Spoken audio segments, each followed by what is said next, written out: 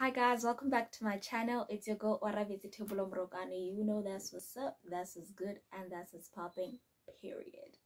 Thank you so much for tuning in. If you're a new subscriber, welcome. If you're just passing by, I hope you like what you see and subscribe. And to my honeys, that's what's up, that's what's good, and that's what's popping. You guys, thank you so much for the support. Let me just put it out there because I need to say it. Thank you so much for the support, the comments. Like, it's really good to know that you're not the only person going through something. There are other people that feel like certain things need to be interpreted in a different way that they personally couldn't have, or articulated rather in a different way. So no man, thank you. I just want to put it out there that I'm very grateful for the support that you guys have given me and the interaction that I've been getting. I'm happy.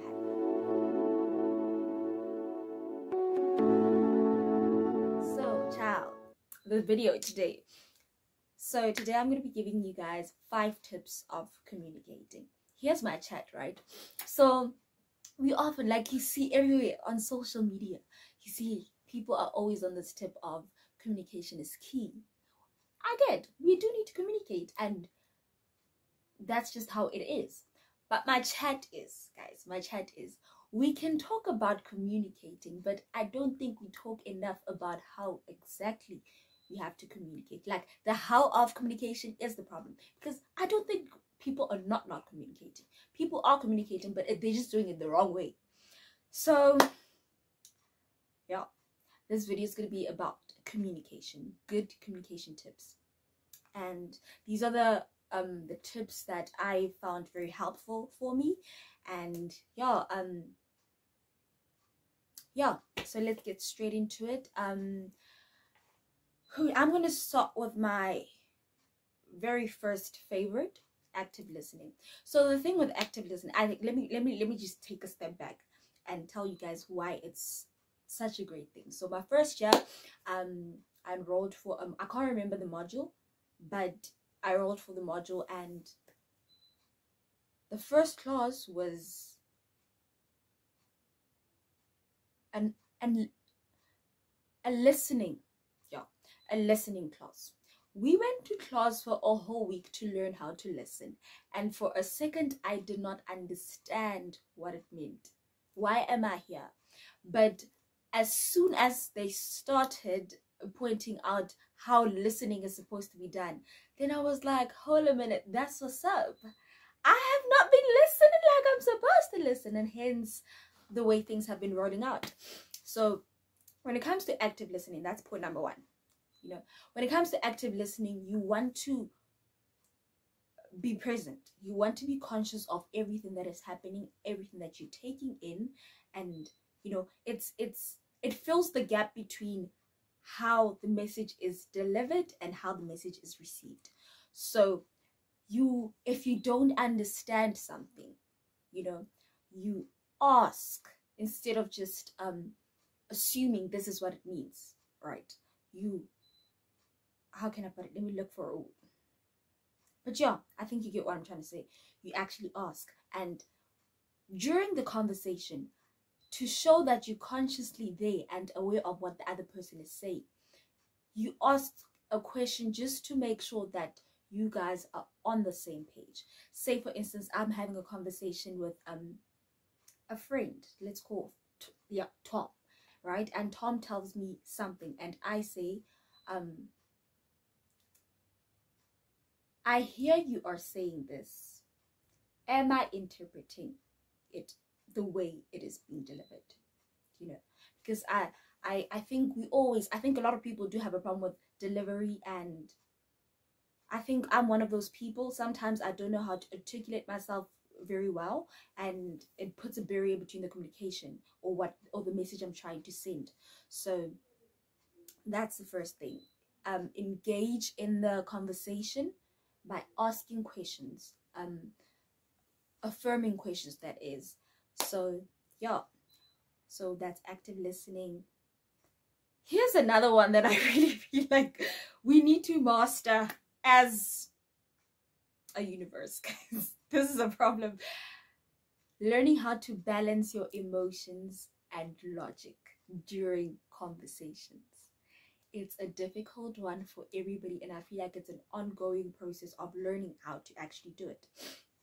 So we can't ignore our emotions. That is something that is out there. We just can't. I think I read a book, Mark Manson. He was talking about how one can definitely not ignore emotions, how we most of the time respond because of our emotions instead of putting logic first. So his chat is that you cannot by any chance ignore your emotions, of which I really do. I feel like everybody does. Like we get it. We get it. But now here's the thing, learning how to balance it. You know, surely if your emotions get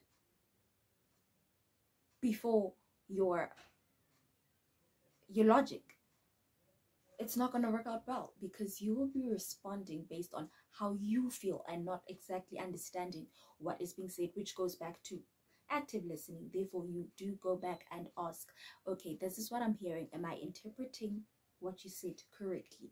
Or is this what you mean? You know, you ask those leading questions. And another thing is, we have to accept that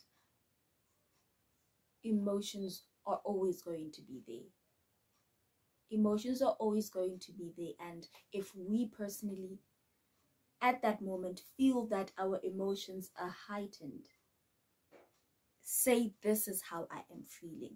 Don't say, hey, you said this and this and this and this. Just say, this is how I'm feeling, you know? And it becomes a conversation. You know, it's an ongoing process. Great. So we have active listening, we have balancing your emotions and your logic. Another one, the third one, be open-minded. And by this I mean, we tend to focus on ourselves. Say for instance, I come to you and tell you what's happening in my life, and you want to make me feel normal by, you know, sharing your own story. But there needs to be a limit, because the minute the other person feels as though you are taking from what they are saying and putting the spotlight on you,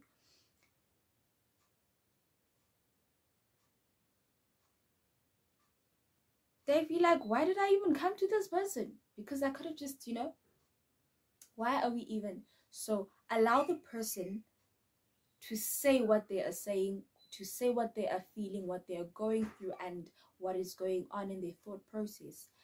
And be open-minded. Don't just be fixated on your response to what they have to say. You know, be open-minded in a way that you understand not only from your set of angle, but you also understand from what the other person is saying, or from the angle or perspective they are coming from. Great. This is the one that I have a problem with. This: be clear and concise. Sometimes we think people are mind readers, and people are not. If you don't say what you mean and expect the other person to get what you're trying to say, it ain't gonna work. And I feel, I'd like to assume that it happens a lot in relationships. We are so scared to approach certain topics that we'd rather take the long route, that is actually going to just mix everything and cause tension, instead of saying, I do not appreciate you doing this, or you saying this. This is what I would like, you know, just telling your partner. Guys, if you want, I was going to say, if you want money, tell your person you want money. But no, I'm not going to say that. Let's scratch that. But if you want something, if you feel like something is missing, and you want the other person to know, the other person is not going to smell. They're not going to just wake up in the morning and, you know, tell you, oh, I had a dream that you wanted this. No, honey. whether it's it's in the workspace, whether it's through your different relationships, please be concise. Say what you mean and say it with your chest. Great. The last one, body language. Guys, you might think it's not a big deal, but let me give you a scenario. You are sitting with a person, you're going through something, and you're sitting with a person, and you hardly open up, and the minute you open up, the other person is just slouching and looking the other way, not making eye contact, and this is one thing that I recently just learned. When your arms are like closed, it sends off a message that you are not welcoming, or you don't want to be approached, so how you structure your body during conversations also plays a part in the conversation, in the communication itself. So it is very, very important that you keep your eye contact, which, guys, disclaimer, everything that I'm saying, I am learning myself. Hence I say communication is an ongoing process. It just keeps going, yeah. So yeah, those are my 5 tips for a good communication. I hope you enjoy it. I hope they become very useful in your conversations with your people, and let's just learn to communicate properly, correctly, instead of always saying, guys, communication is key. The how is what we need to focus on right now. Now that we've acknowledged that communication is a necessity in any form of relationship, now how do we go about communicating? And if you feel as though certain communication skills are missing from the communication, then please talk to whoever you are addressing and say, I do not appreciate this, or I want this, or this and this is how I feel. Am I hearing you correctly? Asking questions, affirming questions, that it makes the other person feel that the person that I am talking to at the moment is engaged, and I can continue, expressing myself, and it allows a person to be vulnerable. Oftentimes we forget this, but how to create a place of solace for a person to actually feel vulnerable before you and tell you or express themselves is just, it's beautiful. And if we as humans try to just instill these skills into our lives, then we are going in the right direction. But yeah, like I said, that's my chat. That's what's up. That's what's good.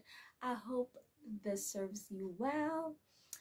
And yeah, bye guys.